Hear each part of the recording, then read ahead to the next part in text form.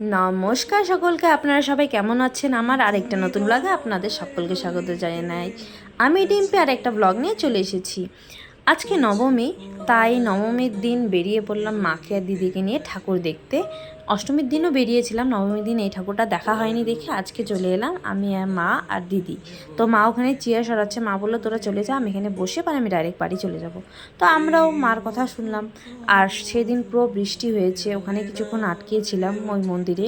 তারপরে বৃষ্টি কমাতে আমি দিদি চলে গেলাম আরেকটা ঠাকুর দেখতে। এটা হলো একটা সুভাষপল্লিতে একটা পুজো হয় মন্দিরে, ওখানেই। আর এখানে দেখতেই পাচ্ছ বৃষ্টির জন্য জল জমে আছে। আমি আর দিদি একটু পোজ মেরে ভিডিও করতে করতে যাচ্ছি। তো এখানে বৃষ্টি, আর এই ঠাকুরটা দেখে বেশি তেমন একটা ঠাকুর দেখা হয়নি, কারণ বৃষ্টির জন্য আটকে পড়েছিলাম। এর জন্য ডাইরেক্ট ঠাকুর দেখে রাত্রিবেলায় ডিনারটা সেরে নিলাম।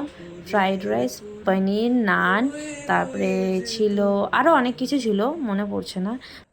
তো আজকের ব্লগটা আমি এখানেই শেষ করছি। খুব শিগগিরই আসছি আরেকটা নতুন ব্লগ নিয়ে। ততক্ষণে তোমরা ভালো থাকো, সুস্থ থাকো, বাই।